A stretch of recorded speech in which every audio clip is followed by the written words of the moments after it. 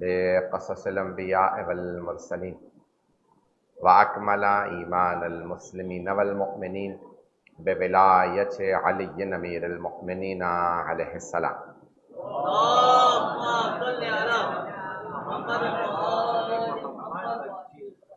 والصلاة والسلام والتحیۃ والاکرام علی افضل الموجودات العبد المؤید والرسول المسدد المصطفى الامجد المحمود الاحمد اعنی ابا القاسم محمد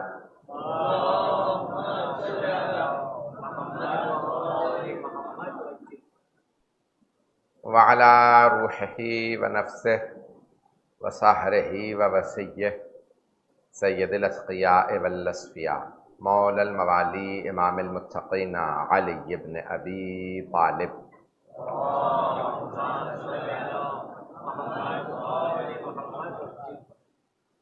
وعلى اوصیائه لا سیما بقیت اللہ فی الارضین روحی وارواح العالمین لتراب مقدمه الفدا واللعنة الدائمة على أعدائهم أجمعين من الآن إلى قيام يوم الدين.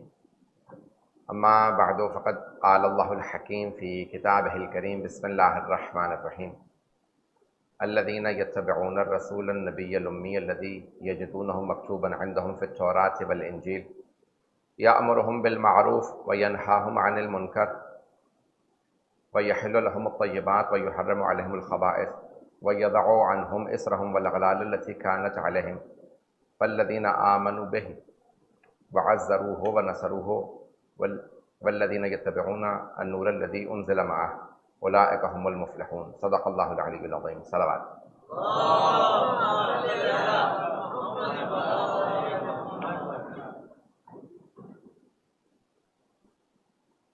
جناب امیر المومنین کے روز شہادت گزر گیا. میں پھر بھی جناب امیر سے متعلق چند مطالب کو پیش کروں گا. آنے والی کل شب قدر اور اہم ترین راتوں میں سے رات ہے، بلکہ پورے سال کی سب سے اہم رات ہے. کچھ ہماری مناسبات دن کی ہیں اور کچھ شب کی ہیں. مومن دونوں سے فائدہ اٹھاتا ہے.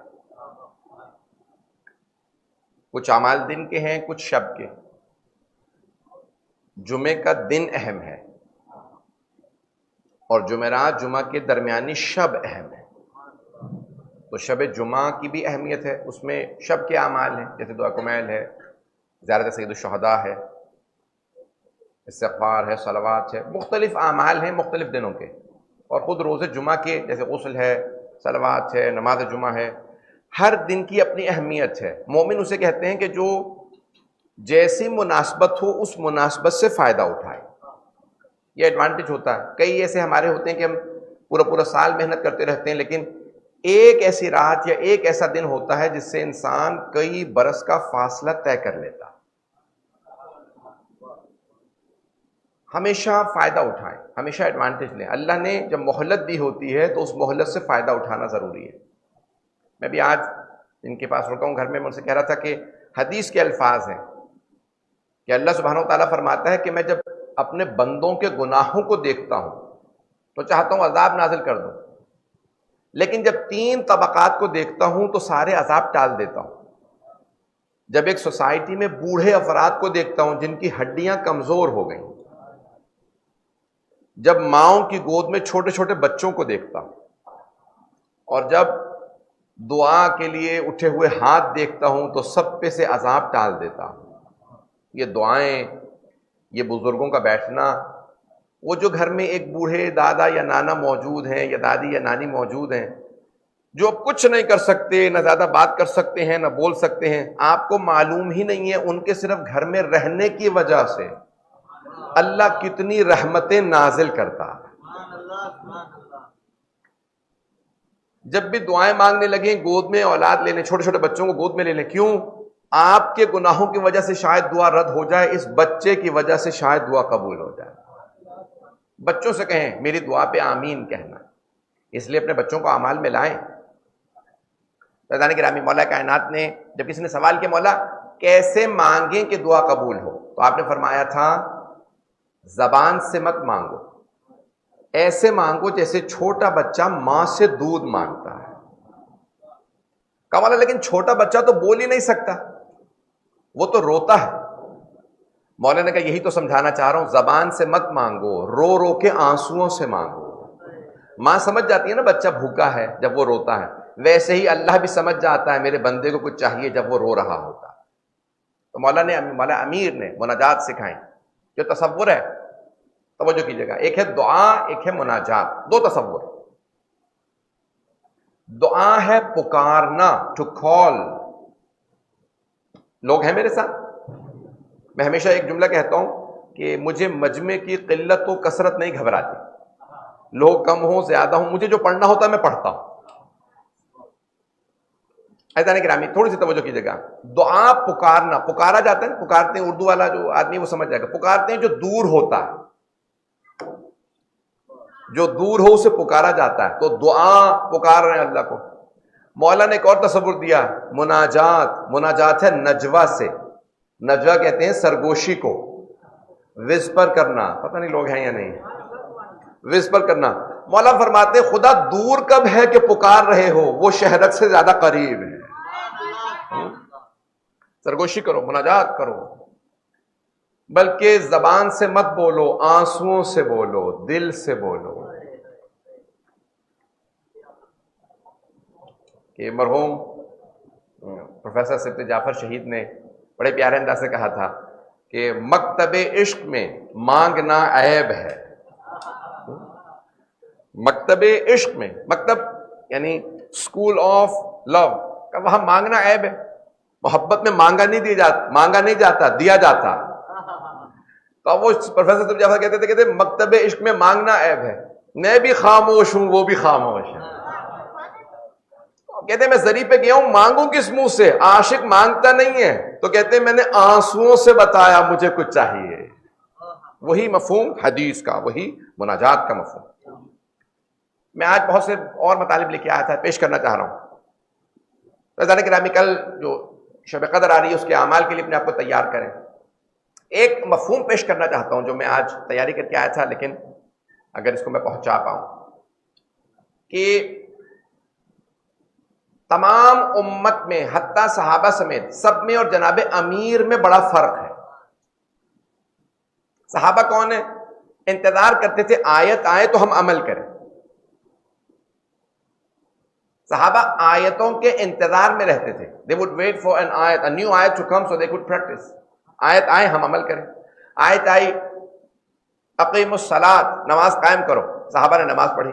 وآتوا الزکاۃ, زکوٰۃ ادا کرو, انہوں نے زکوٰۃ دی.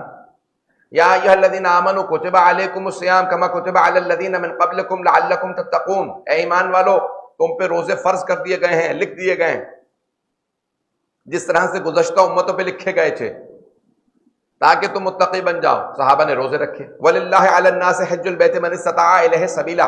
آیت آئی اللہ کے گھر کا حج واجب ہے جن کے پاس استطاعت ہے, جن کے پاس فائنینشیل مینز ہیں. صحابہ حج پہ چلے گئے. توجہ, آیت آئی راہ خدا کے اندر جہاد کرو, وجاہدوا فی سبیل اللہ, صحابہ نے جہاد کیا. آیت آئی ہجرت کی, صحابہ نے مکے سے مدینے ہجرت کی. آیتیں آتی رہیں, صحابہ عمل کرتے رہے. صحابہ آیتوں کے انتظار میں رہتے تھے. یہ ہے صحابہ. لیکن علی کون ہے؟ علی وہ ہیں جن کے انتظار میں آیتیں رہتی تھیں.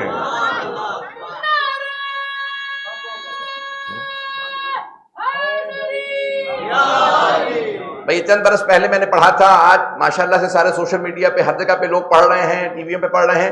آج سن لیجئے میری زبانی جو میں نے اس کو پیش کیا تھا, بڑے سادہ انداز میں پیش کر رہا ہوں. عزیزان گرامی, صحابہ آیتوں کے انتظار میں رہتے ہیں, آیتیں علی کے انتظار میں رہتی ہیں. یہ بستر رسالت پہ سوئے تو آیت آئی.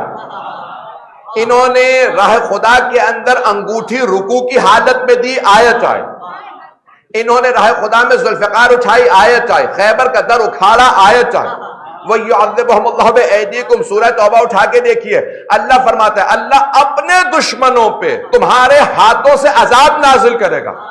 وہ ہاتھ تلاش کرو جسے اللہ استعمال کرتا ہے, جو ید اللہ کہلاتا ہے.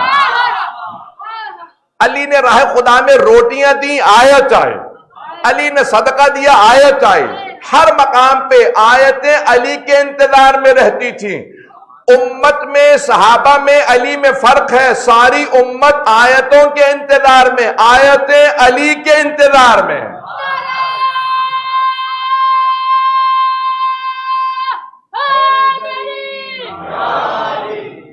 عزیزان گرامی، اگر توجہ فرمائیں گے تو اہل بیت علیہ السلام کا مقام و عظمت کچھ اور ہے. جناب امیر المؤمنین علی بن ابی طالب علیہ السلام کی فضیلت، ان کا مقام، ان کی عظمت اور ہے. یہ آیتیں انتظار کرتی ہیں. عزیزان گرامی، ایک قرآن کی آیت پیش کر رہا ہوں کہ امت اور قرآن کے عنوان سے دو جملے سن لیجئے کہ الذین آتیناہم الکتاب یعرفونہ کما یعرفون ابناءہم. بہت پیاری آیت ہے. ہم نے جنہیں قرآن عطا کیا ہے وہ اس قرآن کو ایسے جانتے ہیں جیسے وہ اپنی اولاد کو جانتے ہیں. کچھ لوگ پہنچ گئے ہیں. یعرفونہ کما یعرفون ابناءہم. بہت خوبصورت آیت ہے. گھر جا کے سوچئے گا، بات سمجھ میں آئے گی. انسان سب سے زیادہ اس کو اس کے والدین جانتے ہیں، نہیں ہے لوگ. حتیٰ آپ اپنے متعلق وہ باتیں نہیں جانتے ہوں گے جو آپ کے ماں باپ آپ سے متعلق جانتے ہیں. آپ کو خود نہیں پتا ہوگا میں ایسا ہوں، ماں بتائے گی تو ایسا ہے. آپ کہیں گے نہیں میں ایسا نہیں ہوں. ہوں گے ویسے ہی جیسی ماں کہہ رہی. نہیں ہے لوگ. چلیں ایک جلدی سے واقعہ پیش کر دیتا ہوں تاکہ مجمع کی توجہ رہے. بہت بڑا نام ہے حاتم الطائی. نام سن رکھا ہوگا. عرب میں آج بھی مثال دیتے ہیں، حتیٰ بلکہ فارسی میں، حتیٰ ہندوستان پاکستان میں. کہنا ہونا بڑا سخی ہے تو کہتے ہیں یہ حاتم الطائی ہے. رسول خدا سے پہلے ایک بادشاہ گزرا عرب میں، حاتم الطائی. تو اس کے بہرحال پوتے مسلمان ہو گئے. تو بہت بڑا بادشاہ تھا. اس نے ایک محل بنایا تھا. He had a palace. He made 40 doors of the palace. اس محل کے اس نے 40 دروازے بنائے. اتنا سخی تھا کہ ہر دروازے سے چھپ کے دیتا تھا، آواز بدل کے، بھیس بدل کے، تاکہ مانگنے والے کو شرمندگی نہ ہو. اور چھپ کے دیتا تھا. جب عطا کرتا تھا کہتا اگلے دروازے سے بھی مانگو، اس سے اگلے دروازے سے مانگو، وہ بھی دے گا، پھر اگلے دروازے سے مانگو. حاتم الطائی کا ایک بھائی تھا. حاتم الطائی کا جب انتقال ہو گیا نا تو اس کے بھائی نے کہا ماں سے اپنی، یعنی حاتم الطائی کی ماں سے اور اپنی ماں سے، اب حاتم کی جگہ پہ میں بیٹھا کروں گا، میں سخاوت دکھاؤں گا. I will show the people how generous I am now that Hatim الطائی is dead. اس کی ماں نے کہا بیٹا تو حاتم نہیں بن سکتا. اس نے کہا عجیب ماں ہو، کیسے حاتم نہیں بن سکتا؟ ایک ہی ماں ایک ہی باپ. جب وہ حاتم الطائی بن سکتا ہے، سخی بن سکتا ہے، میں کیوں نہیں بن سکتا؟ تو ماں نے کہا بیٹا بڑا فرق ہے تجھ میں حاتم میں. حاتم بچپنے میں جب کچھ کھا یا پی رہا ہوتا تھا نا، دوسرے بچے کو دیکھتا تھا تو اپنا کھانا دوسرے کو دے دیتا تھا، اپنا دودھ دوسرے کو دے دیتا تھا، اور تو دوسرے سے چھین کے لے آتا تھا. کہ تو کیا مقابلہ کرے گا؟ بیٹا ماں ہوں، میں جانتی ہوں تم دونوں بھائی الگ الگ ہو. کہ نہیں اب تو ثابت کر کے دکھاؤں گا میں حاتم جیسا بن سکتا ہوں. توجہ کیجیے گا. تو حاتم الطائی کا بیٹا، حاتم الطائی کا بھائی اس جگہ پہ آ کے بیٹھا. ایک بوڑھی خاتون تھی جو اپنے سارے خاندان کو چلاتی تھی حاتم سے مانگ کے. حاتم اگر اونٹ ذبح کرتا تھا تو ہر دروازے سے مانگتی، یہاں سے پوچھ لیتا، پھر وہاں سے جاتی بھی جائے. تو آئی دروازے پہ مانگنے کے لیے. تو حاتم الطائی کے بھائی نے کچھ اس کو عطا کیا. اگلے دروازے پہ گئی، وہ دوڑتا ہوا گیا محل کے دوسرے دروازے پہ، دیکھا وہی خاتون ہے. فوراً کہنے لگا او بڑھیا ابھی پچھلے دروازے پہ دیا پھر تو مانگنے آ گئی. اس خاتون نے فوراً کہا حاتم مر گیا کیا؟ نہیں ہے مجمع. اس نے فوراً کہا کیا حاتم مر گیا؟ حاتم الطائی کے بھائی نے کہا تجھے کیسے معلوم؟ کہا میں پچھلے کئی برسوں سے for years after years میں مانگ رہی ہوں اور وہ کہتا تھا اگلے دروازے پہ بھی مانگ، اگلے دروازے پہ بھی مانگ. پہلی مرتبہ ہے کسی نے دوسرے دروازے پہ ٹوک دیا، تو پہلے دروازے سے مانگ چکی ہے. کہ اس لیے مجھے اندازہ ہو گیا تو حاتم الطائی نہیں ہے کوئی اور ہے. جب کسی نے جناب امیر سے سوال کیا یا علی حاتم الطائی بڑا سخی تھا، آپ زیادہ سخی ہیں یا حاتم زیادہ سخی تھا؟ مولا نے کہا حاتم سخی تھا لیکن میں پہلے دروازے پہ اتنا عطا کر دیتا ہوں دوسرے کی نوبت نہیں آتی.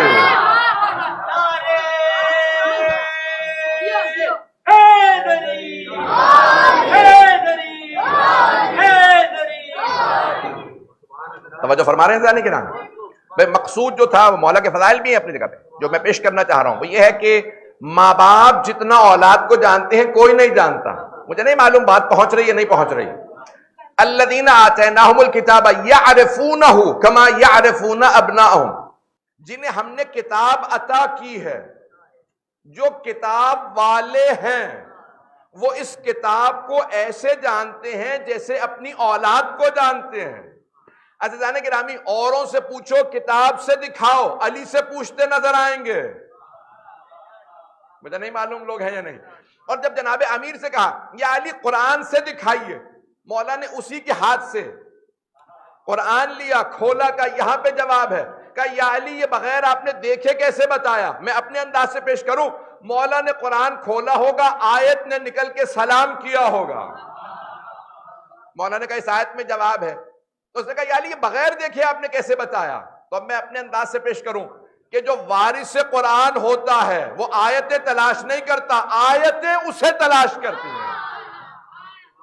جناب امیر نے قرآن سے کہا یہاں پہ آیت، سوال کرنے والے نے نام لیے بغیر سوال کرنے والے نے کہا یا علی اس آیت کو تو میں نے بھی کئی مرتبہ پڑھا، لیکن یہ جواب مجھے اس آیت سے نہیں ملا، لیکن جب آپ نے بتایا تو اب سمجھ میں آ رہا کہ آیت یہی ہے، اسی میں جواب ہے۔ اب پتہ چلا جب قرآن غاصبوں کے ہاتھ میں آئے تو حق چھپا لیتا، وارثوں کے ہاتھ میں آئے تو حق بتا دیتا۔ وارثان قرآن اور ہیں، علی اور ہیں، امت اور ہے، اس لیے کبھی مقابلہ مت کیجیے۔ میں نے دن میں پیش کیا تھا ایک جملہ کہ اگر آج کوئی سوال اٹھائے کہ قبروں پہ جانا صحیح نہیں ہے تو یہ رسول خدا بتا دیتے، جناب امیر بتا دیتے، ائمہ اہل بیت بتا دیتے قبروں پہ جانا بدعت ہے، شرک ہے، اور نہ جانے کیا کچھ ہے، حرام ہے۔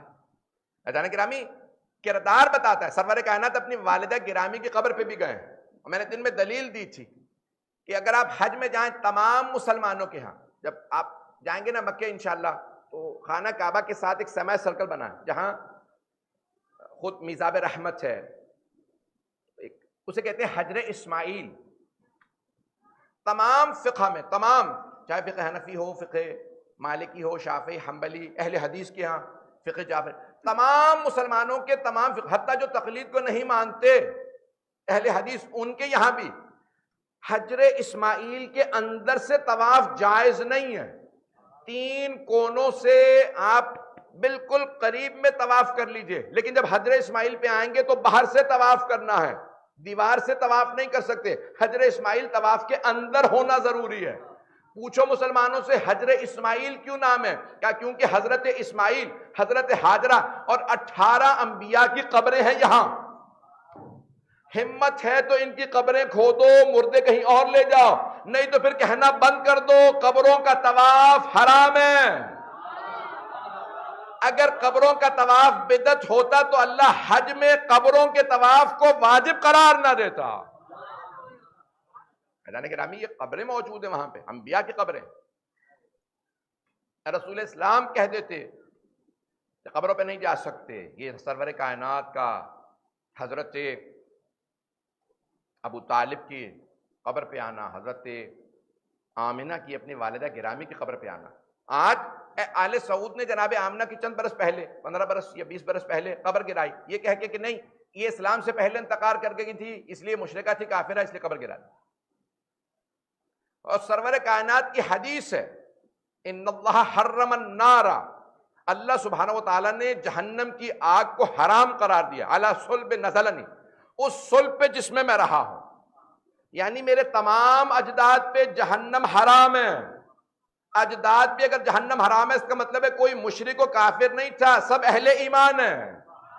اس گود پہ جس نے مجھے حمل کیا، میری ماں پہ جہنم کی آگ حرام ہے۔ توجہ، پیغمبر فرما رہے ہیں وَعَلَى حُجْرٍ، اور اس گود پہ جس نے مجھے پروان چڑھایا، یعنی حضرت ابو طالب پہ۔ یہ سرور کائنات کی حدیث کیا کی جگہ سے جانے کی رامی، یہ اتنی احادیث، اور شیعہ سنی تمام کتابوں میں ایک حدیث ہے کہ آپ نے سن رکھی ہوگی پہلے حدیث کہ جتنے بھی بچے پیدا ہیں کل مولود یولد علی فطرت الاسلام، ہر بچہ فطرت اسلام پہ پیدا ہوتا، وَأَبَوَانِ يُحَوِّدَانِهِ او يُنَصِّرَانِهِ او يُجَنِّسَانِهِ، یہ ماں باپ ہوتے ہیں جو اسے یہودی بنا دیتے ہیں یا عیسائی نصرانی بنا دیتے ہیں یا مجوسی بنا دیتے ہیں۔ گود کا بڑا اثر ہوتا ہے، گود کا، پالنے والی گود کا بڑا اثر ہوتا ہے، جس گود میں بچہ پالا جائے اس کا بڑا اثر ہوتا ہے۔ پیغمبر فرما رہے ہیں بچہ موحد پیدا ہوتا ہے، توحید پہ پیدا ہوتا ہے، اللہ کے عقیدے پہ پیدا ہوتا ہے۔ گود کبھی یہودی بناتی ہے، کبھی عیسائی بناتی ہے، کبھی مجوسی بناتی ہے، اور اگر کسی کی گود میں پلنے کے بعد کوئی محمد بنے، کوئی علی بنے، تو پھر مانو نا گود پاک تھی۔ عزیزان گرامی،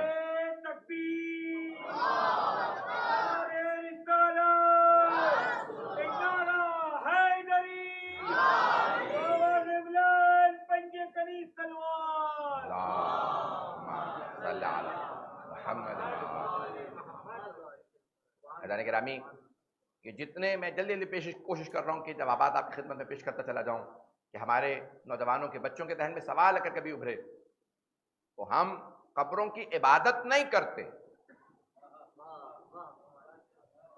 قبروں کی عبادت حرام ہے، قبروں کی زیارت حرام نہیں ہے، بلکہ زیارت مستحب ہے۔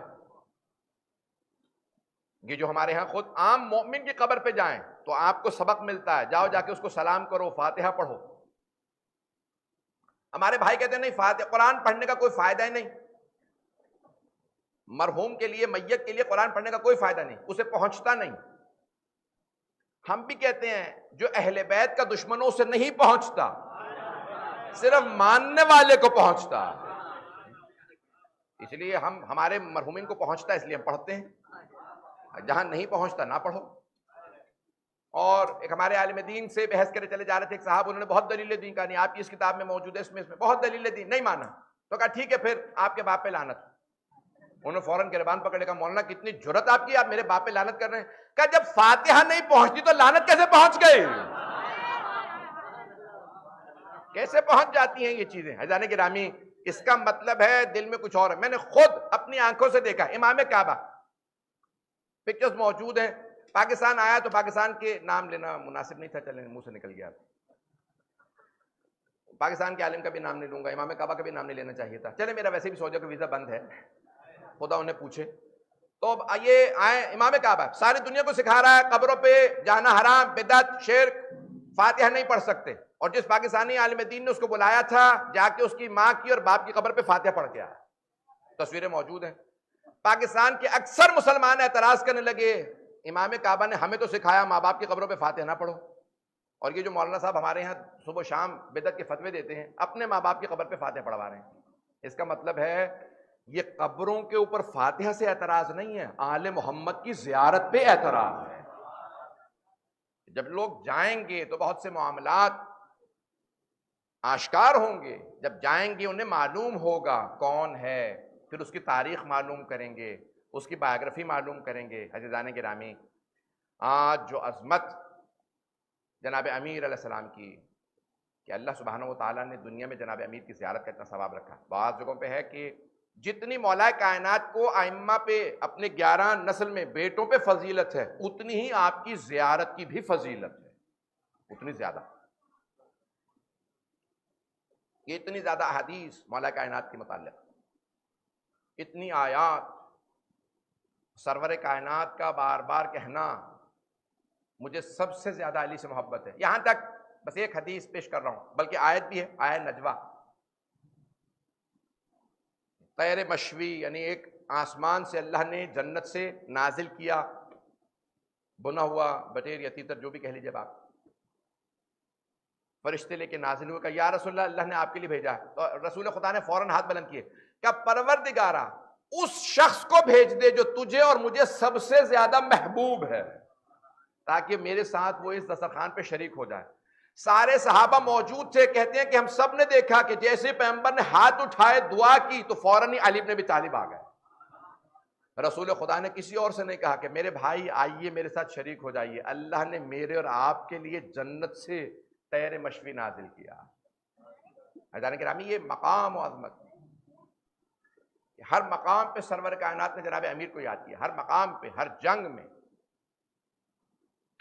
قرآن کی آیات کے وارث جناب امیر۔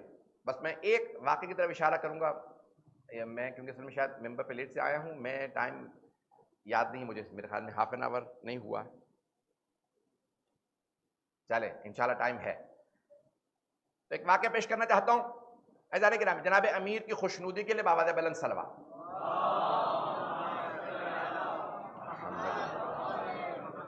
وعجل فرجا. یہ جناب مولا کائنات قرآن کریم سے متعلق کوئی بھی آئے سوال کرے تو مولا اسے اسی وقت جواب دیتے ہیں، جس زبان میں سوال آئے اسی زبان میں جواب دیتے ہیں. اور مشہور معروف واقعہ ہے کہ خود مولا نے، میں نے دن میں مجلس پڑھی تھی، وہ نہیں دہراؤں گا بلکہ اس سے اگلا مرحلہ پیش کرنا چاہتا ہوں کہ مولا نے متعدد مقامات پہ کہا سلونی سلونی قبل ان تفقدونی، جو پوچھنا ہے پوچھ لو اس سے پہلے کہ تم مجھے کھو دو. مسجد کوفہ میں مولا نے فرمایا جو پوچھنا ہے پوچھ لو. سوالات کیسے ہو رہے تھے؟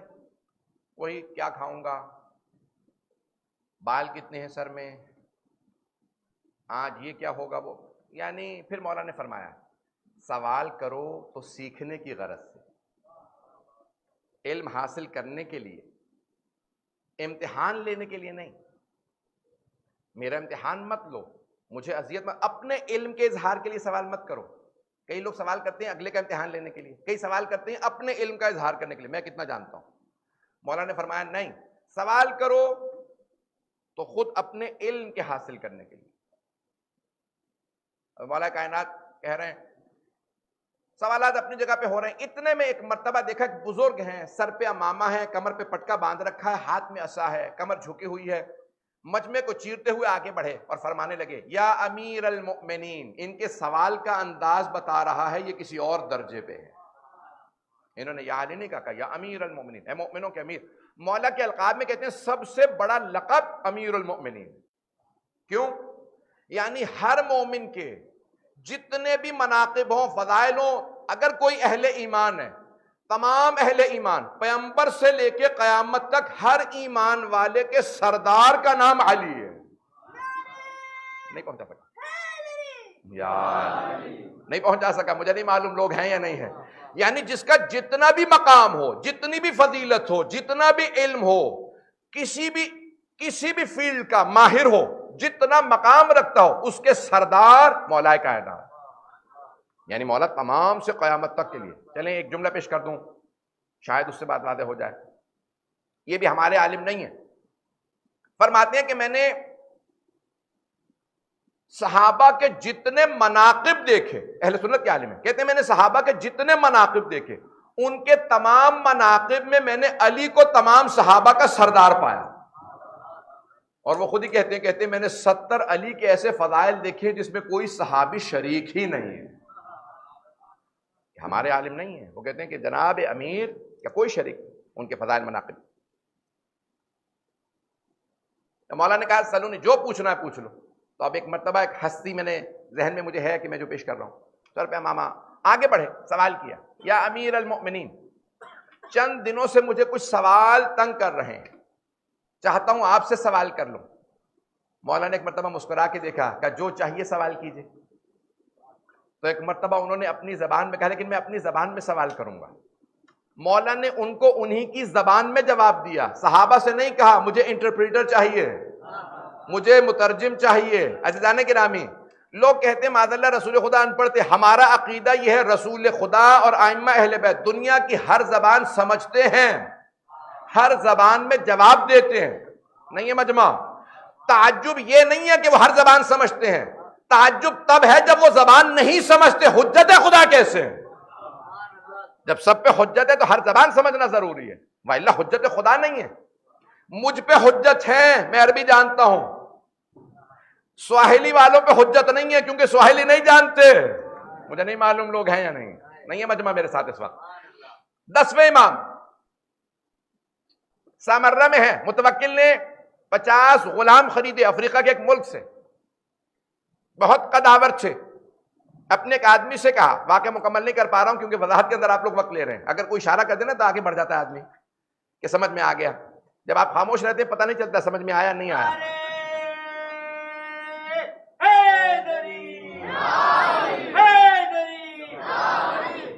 تو عزیزان گرامی 50 غلام افریقہ سے خریدے اور امام علی نقی علیہ السلام کی متوکل نے خریدے. امام علی نقی سے کہا ملاقات کراؤ. اپنے ایک غلام سے کہا ذرا علی ابن محمد الہادی سے ہمارے غلاموں کو ملواؤ تاکہ ان پہ روب رہے کہ کتنے قداور ہمارے غلام ہیں، کتنے قوی ہیں. جیسے ہی امام علیہ السلام آئے وہ سارے غلام امام کے قدموں میں گر گئے. امام ان سے ان کی زبان میں بات کرنے لگے. متوکل نے محل کے اندر سے دیکھا, دوڑتا ہوا باہر آیا, کہا کیا بات ہے؟ غلام ہمارے ہیں, ہاتھ ان کے چوم رہے ہیں, بات کیا ہے؟ پوچھو تو صحیح ان غلاموں سے. اپنے انٹرپریٹر سے کہا ان سے پوچھو کیسے جانتے ہیں یہ غلام پہلی مرتبہ سمر رہا ہے. توجہ سے سنیے گا. ایک مرتبہ سارے کے سارے ان غلاموں نے کہا ہم انہیں پہلے سے جانتے ہیں, یہ ہر مہینے ہمارے شہر میں آتے تھے تبلیغ کرنے کے لیے. کہ یہ تو عرب ہیں, تمہاری زبان نہیں جانتے. کہ نہیں, ہماری زبان میں تبلیغ کرتے تھے. ہم ان کی وجہ سے ان کے اللہ کو بھی مانتے ہیں, ان کے رسول کو بھی مانتے ہیں.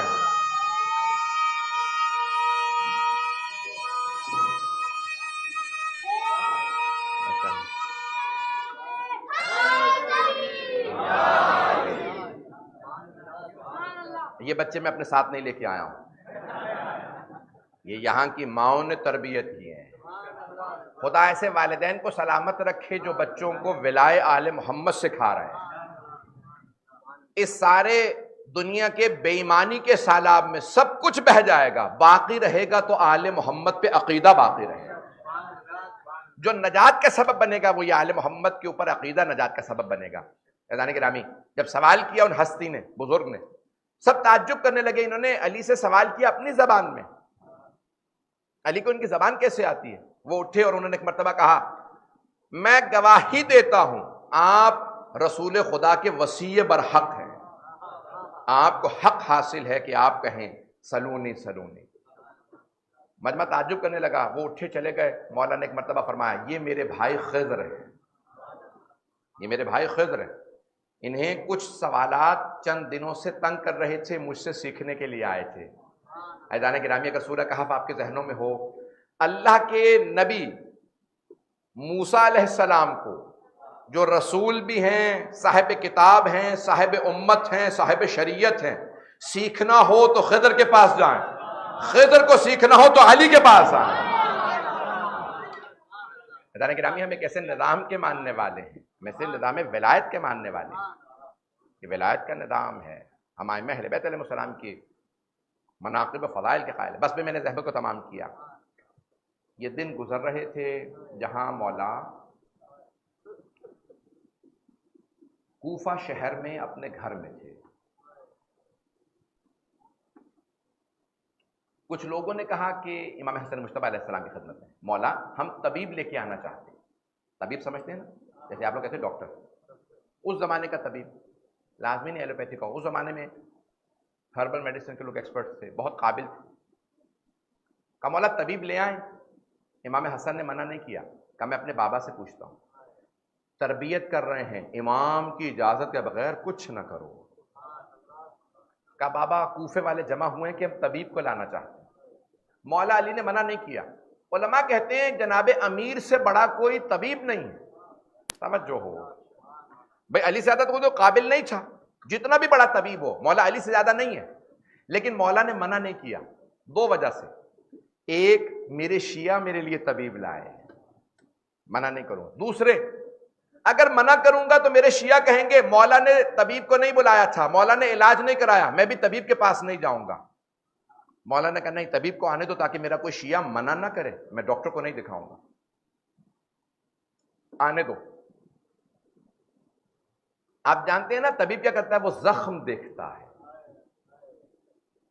ایک مرتبہ بیٹوں نے سہارا دیا, مولا کو بٹھایا, اس نے زخم دیکھا. طبیب نے مولا علی کے سر میں ضربت لگی تھی نا, اس نے زخم دیکھا, پٹی بندھی ہوئی ہے, خون بہہ رہا. اس نے دیکھا, ماننے والا تھا, رونے لگا. امام حسن مجتبی سے کہا تنہائی میں کچھ بتانا چاہتا ہوں. مولا نے کہا یہ میرے بابا ہیں, جانتے ہیں, بول سکتے ہو.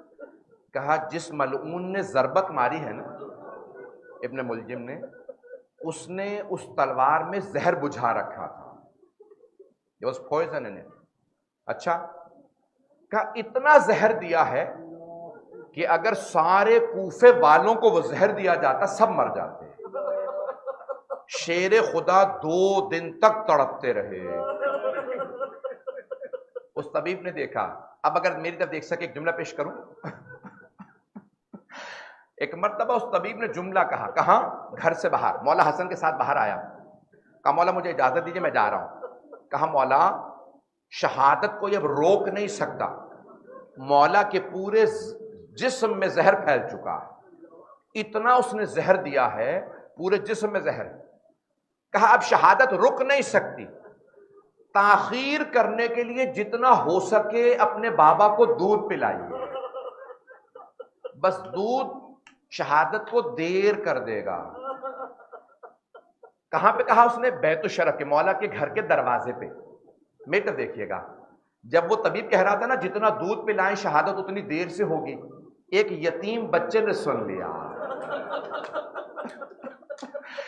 اس یتیم بچے نے کوفے کے یتیم بچوں کو جمع کیا، کہا بچوں ہمارے مولا کو دودھ کی ضرورت ہے۔ سارے بچے جمع ہو گئے، کہا یہ وہی علی ہے نا جو ہر روز ہمیں دودھ پلانے آتے تھے۔ کوفے کے یتیم بچوں کو مولا اپنے ہاتھ سے دودھ پلاتے تھے۔ تاریخ میں لکھا ہے مولا کے دروازے پہ یتیم بچوں کا جم غفیر آ گیا، بچے جمع ہو گئے، سب کہہ رہے تھے کوزوں میں دودھ لیا تھا، اور رو رو کے کہتے تھے مولا حسن دروازے پہ آئے، بچوں کیا بات ہے آپ لوگ کیوں آئے ہیں؟ تو بچوں نے کہا مولا ہم اپنے مولا کو دودھ پلانے آئے۔ مولا حسن مجتبیٰ رونے لگے، ہاتھوں میں کوزیں دودھ ہے، کہ ہم اپنے مولا کو دودھ پلائیں گے، اپنے ہاتھ سے ہر روز مولا ہمیں دودھ پلاتے تھے، آج ہم اپنے مولا کے لیے دودھ لے کے آئے ہیں، کوزوں میں دودھ۔ مولا حسن روتے ہوئے آئے، کہا بابا کوفے کے یتیم بچے آئے ہیں، کہتے ہیں ہم آپ کو اپنے ہاتھوں سے دودھ پلائیں گے۔ مولا امیر نے فرمایا بیٹا حسن آپ جانتے ہیں میں نے آج تک کبھی یتیموں کا حق نہیں کھایا، میں یتیموں کا حق نہیں کھاتا، یہ دودھ ان یتیم بچوں کا ہے، ان بچوں سے کہیے یہ دودھ پی لیں گے مجھے خوشی ہوگی، کبھی یتیموں کا حق نہ کھائیے گا، او علی کے شیعوں کبھی یتیموں کا حق نہ کھانا۔ مولا فرماتے ہیں میں نے کبھی آج تک یتیموں کا حق نہیں کھایا، میں تمام کر دیتا، بس بھائی کل اب اعمال ہیں، پھر اس کے بعد آخری شبیں ہیں، یا آخری ہفتہ شروع ہو رہا ہے ماہ رمضان کا، زحمت دے رہا ہوں، آپ تھک گئے ہوں گے، میں مسلسل جب سے آیا ہوں مصائب پڑھ رہا ہوں، آئیں ذرا تھوڑے سے مصائب 2 سے 4 منٹ، زیادہ سے زیادہ 5 منٹ کی زحمت دوں گا، بس میں میرے ساتھ چلیے گا۔ روایات کے الفاظ ہیں، ایک ایک کر کے اصحاب آتے رہے، چاہنے والے آتے رہے، مولا اس حالت میں بھی جانتے کیا کہہ رہے تھے بار بار؟ بیٹا بیوگان کے گھر پہ دسترخوان سے کھانا پہنچا دیجیے گا، یتیم بچوں کو دودھ پلا دیجیے گا، یہ جو پرندے ہیں نا انہیں پہلے دانہ دے دیجیے، بابا آج بھی آپ کا روزہ تھا شربت پی لیجیے، میرے قاتل کو شربت پلا دو، اس کا بھی روزہ تھا۔ پھر مولا نے سوال کیا او ابن ملجم کیا میں تیرا اچھا مولا نہیں تھا؟ کہا ہاں آپ اچھے تھے۔ کہا میں نے تیری عیادت نہیں کی تھی، تیرا حق ادا نہیں کیا تھا؟ کہا آپ نے ہر حق ادا کیا، بس بھائی میں تفصیل میں نہیں جاننا چاہتا۔ پھر مولا نے وصیت کی بیٹا حسن اسے ایک ضربت سے قتل کیجیے گا، اس نے مجھے ایک ضربت چلائی تھی۔ بس بھائی آخری جملے پیش کر رہا، ایک مرتبہ امام حسن حسین علیہ السلام، کیونکہ مولا کی وصیت تھی تاکہ دشمنوں کو شک نہ ہو کہ مولا کا روزہ کہاں ہے، اس لیے بیٹوں کو منع کیا۔ لوگوں نے سوال کیا آپ نے کہا مولا عباس کو جا، اس لیے سارے بیٹوں کو منع کر دیا، کوئی میرے تابوت کے ساتھ نہ آئے، 4 تابوت اٹھانا تاکہ دشمنوں کو شک نہ ہو، دشمن قبریں گراتے تھے۔ بس بھائی معاویہ اور خوارج چاہتے تھے مولا علی کی قبر کی توہین کریں، جناب امیر کا تابوت اٹھایا اور دونوں امام حسن حسین گئے، پوچھا مولا حسن سے مولا کیسے دفنایا؟ کہا میں نے زمین پہ ایک پھاوڑا مارا، ایک قبر تیار تھی، قبر خود بخود تیار ہوئی، اس میں ایک تختی تھی، اس پہ لکھا تھا یہ وہ قبر ہے جو نوح نبی نے آخری نبی محمد کے وصی کے لیے تیار کی تھی۔ عزیزان گرامی انبیاء عاشق امیر المؤمنین ہیں۔ بس بھائی جو میں مصائب پڑھنا چاہتا تھا سن لیجئے، میرا آپ سے وعدہ ہے اگر آپ گھر جا کے بھی ان جملوں پہ غور کریں گے نا تو شاید آنکھوں میں آنسو آ جائیں۔ امام حسن حسین گھر آنے لگے، جب گھر واپس آ رہے تھے نا تو نجف سے 7 کلومیٹر ہے مولا کا گھر، طویل راستہ ہے، راستے میں ایک خرابے سے کسی بوڑھے آدمی کے رونے کی آواز آنے لگی، ایک بوڑھا آدمی رو رہا ہے، ہائے آج تیسرا دن ہے میں نے کھانا نہیں کھایا، مجھے کھانا کھلانے والا تیسرا دن نہیں آیا، ہر روز مجھے پھل کھلاتے تھے۔ امام حسن حسین نے ایک دوسرے کو دیکھا، دونوں بھائیوں کی آنکھوں میں آنسو آ گئے، جانتے ہیں کسے یاد کر رہا ہے، دونوں روتے ہوئے خرابے کے اندر گئے، دیکھا ایک بوڑھا آدمی ہے، نابینا ہے، زمین پہ بیٹھا ہے، رو رہا ہے، ٹانگوں سے لاچار ہے، آنکھوں سے نابینا ہے، دیکھ نہیں سکتا۔ دونوں نے، مولا حسن نے سر اٹھایا، اپنے زانو پہ رکھا، کہا کیا بات ہے، آپ کسے یاد کر رہے ہیں؟ کہا ہر روز ایک آدمی آیا کرتا تھا، مجھے کھانا کھلاتا تھا، مجھے شربت پلاتا تھا، کہتا تھا اپنا پرانا لباس دے دو میں تمہیں دھو کے واپس لا دوں گا۔ میرا لباس دھویا کرتا تھا، مجھے ہر روز شربت پلاتا۔ مولا حسن و حسین دونوں رونے لگے۔ کہا نام کیا تھا؟ کہا میں نے کئی مرتبہ نام پوچھا، مسموک آپ کا نام کیا ہے؟ وہ ہمیشہ کہتے تھے تجھے میرے نام سے کیا ہے؟ غریب جالسن غریبا، مسکین جالسن مسکینا، فقیر جالسن فقیرا۔ ایک غریب دوسرے غریب کے ساتھ بیٹھا ہے، ایک مسکین دوسرے مسکین کے ساتھ بیٹھا، تجھے میرے نام سے کیا ہے؟ کہا وہ ہر روز میرے پاس آتا، مجھے کھانا کھلاتا۔ مولانا کا کوئی نشانی، کوئی علامت؟ امام حسن نے پوچھا، امام حسین نے پوچھا کوئی نشانی اس آدمی کی؟ کہا ہاں، وہ ہمیشہ تسبیح کرتے رہتے تھے، اور جب وہ تسبیح کرتے تھے دیواروں سے تسبیح کی آواز آتی تھی، اس چھت سے تسبیح کی آواز آتی تھی، زمین ان کی تسبیح کے ساتھ تسبیح کرتی تھی۔ اور ایک مرتبہ کہا جیسی آپ کے بدن سے خوشبو آ رہی ہے ویسی خوشبو ان کے جسم سے آتی تھی۔ ایک مرتبہ دونوں بھائی رونے لگے۔ کہا جانتے ہو وہ کون تھے؟ کہا نہیں میں نہیں جانتا۔ کہا وہ ہمارے بابا علی ابن ابی طالب تھے۔ کہا یعنی میرے مولا میری خدمت کرتے تھے ہر روز؟ کہا ایک مرتبہ رونے لگا، کہا مولا مجھے معاف کر دیجئے، میں آپ سے خدمت لیتا رہا۔ پھر رو کے کہنے لگا اے مولا حسن مجھے کچھ دیر کے لیے میری مولا کی قبر پہ لے چلیے، میں اپنے مولا کی قبر کی زیارت کروں۔ روایت میں ہے کہ امام حسن حسین اسے مولا کی قبر پہ لائے، ایک مرتبہ قبر سے لپٹا، کہا مولا جب زندگی میں ساتھ تھے تو جاتے میں تنہا کیوں گئے؟ مولا مجھے اپنے پاس بلا لیجئے۔ ایک مرتبہ روتے روتے گر گیا۔ مولا حسن نے فرمایا اے میرے بھائی حسین میرا ساتھ دو، ہم مل کے دونوں اس کا غسل دیں، اس کا کفن دیں۔ جنازہ خود مولا حسن نے پڑھایا اور اسے مولا علی کے پاس دفنایا۔ میں کہتا ہوں سلام اس مومن پہ جو زندگی میں مولا کے ہاتھوں میں رہا اور مرنے کے بعد مولا کے قدموں میں دفن ہوا۔ الا لعنت اللہ علی القوم الظالمین وسيعلم الذين ظلموا أي منقلب ينقلبون۔ آئیں بھائی مختصر سی دعا۔